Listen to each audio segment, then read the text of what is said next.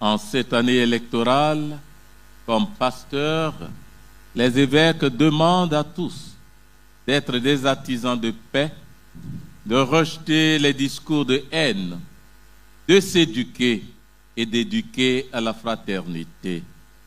Ils prient et œuvrent pour que le scrutin soit transparent, juste, inclusif et non violent. Les rapports. Au cours des séances de travail, des échanges critiques ont eu lieu sur divers sujets. L'analyse des rapports des secrétaires exécutifs et aumôniers nationaux et le renouvellement de certains mandats. L'examen et l'adoption du projet de lettre pastorale pour une élection présidentielle juste, transparente, inclusive et apaisée. L'adoption des normes complémentaires, la recherche de financement de l'Université catholique de Côte d'Ivoire, UCASI, le rapport financier de la CECI, les nominations. La CECI a procédé aux nominations suivantes. Le révérend père Jérôme Dagbo Kato, du clergé diocésain de San Pedro, comme professeur résident de droit canonique au grand séminaire Saint-Cœur de Marie d'Anyama.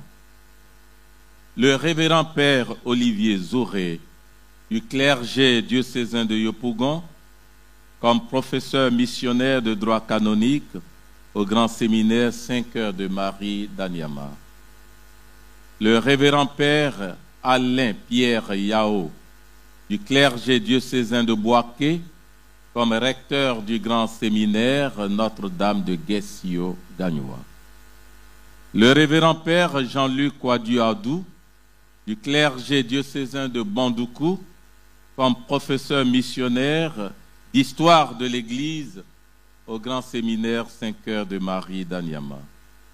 Le révérend père Modeste Éric Kouakou, du clergé diocésain de Boaké, comme professeur résident de théologie morale au grand séminaire Notre-Dame de Guessio, Gagnoua. Le révérend père Vincent Zebo, du clergé diocésain d'Abidjan, comme professeur résident de droit canonique au grand séminaire Notre-Dame de Guessio, Gagnoua. Le révérend père Herman Cadio, du clergé diocésain d'Agboville, comme professeur résident de liturgie au grand séminaire Notre-Dame de Guessio, Gagnoua. Le révérend père Félix Nyenan Tchening Koulibaly, du clergé diocésain de Katiola, comme professeur missionnaire de droit canonique au grand séminaire Notre-Dame de Guessio, Gagnoua. Le révérend père Landry Carole Segui Palais, du clergé diocésain d'Abidjan, comme professeur résident d'anthropologie au grand séminaire Saint-Paul d'Abadien-Kouté. Le révérend père Félicien Guessé, du clergé diocésain de Gagnoua, comme secrétaire exécutif national de l'éducation catholique. Le révérend père Jean Kwabnakra, du clergé diocésain de Bandoukou, comme directeur de la radio nationale catholique RNC. Le révérend père Lambert Yedolat, du clergé diocésain de Grand Bassam, comme directeur national d'Ecclesia TV. Projet de lettre pastorale. L'examen et l'adoption d'une lettre pastorale intitulée « Lettre pastorale des évêques catholiques de Côte d'Ivoire pour une élection présidentielle juste, transparente, inclusive et apaisée » a été au centre des échanges. Ce document vise à fournir des conseils pratiques sur le cycle électoral en Côte d'Ivoire, en soulignant la place essentielle de la transparence, de la justice et la vérité pour favoriser des élections sans violence et des résultats acceptés de tous. Hommage et remerciements. Les membres de la CECI rendent un vibrant hommage à leur confrère, son Excellence Monseigneur Raymond Awa, qui accueille chaleureusement le double événement de la 127e Assemblée plénière ordinaire et la célébration marquant la clôture du jubilé d'or de la CECI. Les évêques tiennent à exprimer leur profonde gratitude à son Excellence Monseigneur Mauricio Ruetabels pour sa présence bienveillante à la cérémonie d'ouverture de la 120e Assemblée plénière.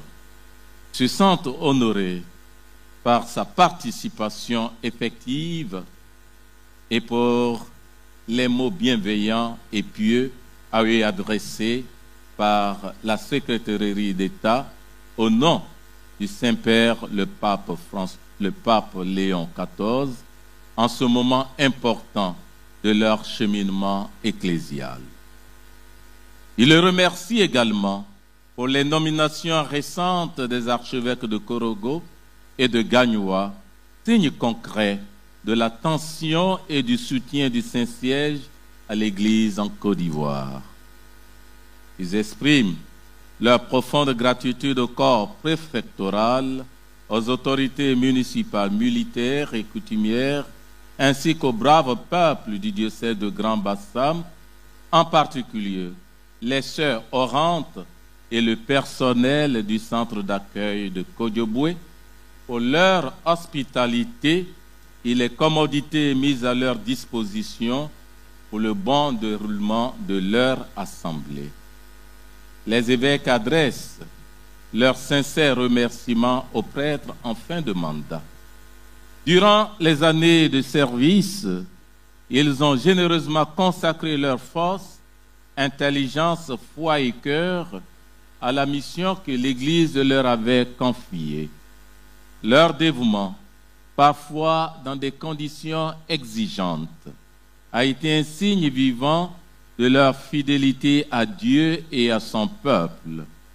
Les évêques les assurent de leur profonde gratitude pour leur engagement, leur zèle missionnaire et leur témoignage sacerdotal.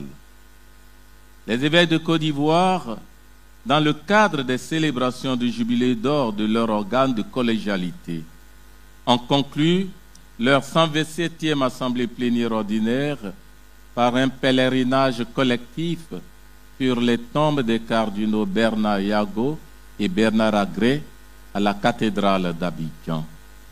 Ils ont collectivement prié pour le repos éternel du pape François.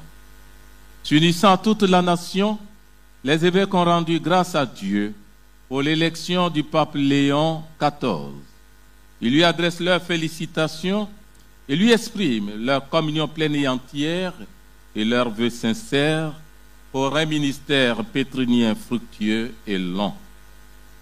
Date et lieu de la prochaine assemblée plénière.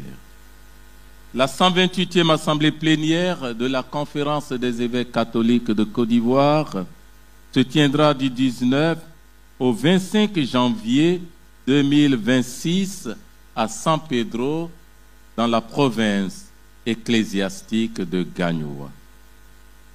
Les évêques saisissent l'opportunité de cette célébration de clôture de leur 127e assemblée plénière et de la célébration de leur jubilé d'or pour souhaiter une bonne fête à toutes les mamans. Il prie pour que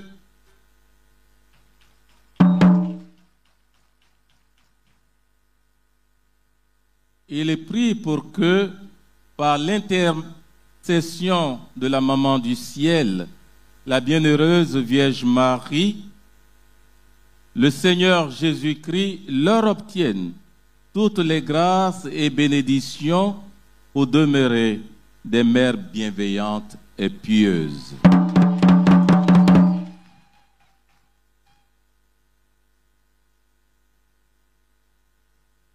Fait à Grand-Bassam le 25 mai 2025 au 6e dimanche du temps pascal de l'année C, pour les archevêques et évêques de Côte d'Ivoire, signé Monseigneur Marcelin Yao Quadio, président.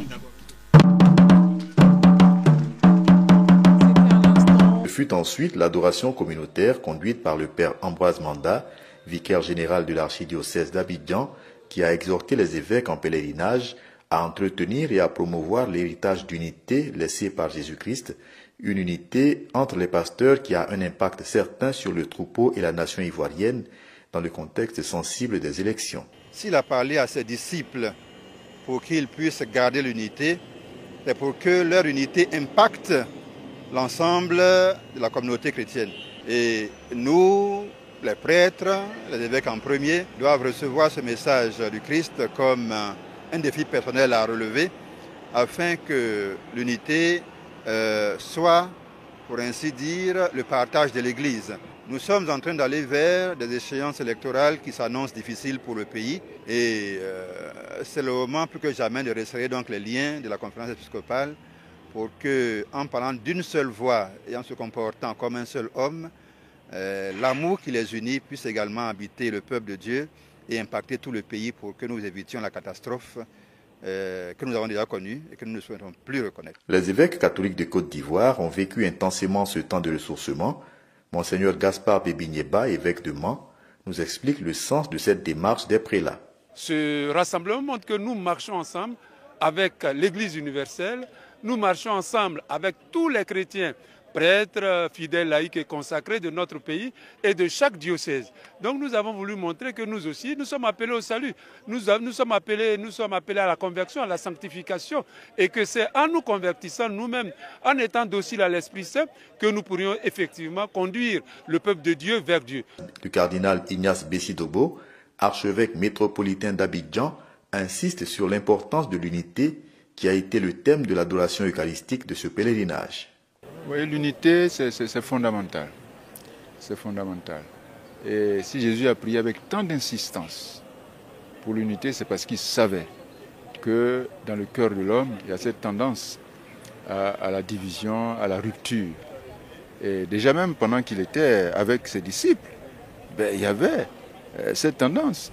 Il y avait une sorte de lutte, de combat interne qui va être le plus grand. Donc Jésus savait qu'il y avait la menace qui pesait sur la communauté des disciples. Et lui, pendant qu'il était avec eux, il a essayé de... C'est un peu comme tous les parents. Hein. Tant que les parents sont là, ils font l'unité de la famille. Dès que les parents s'en vont, il y a cette menace de la division. Donc Jésus, le sachant, a prié pour que les disciples soient un. Et je crois que c'est d'actualité.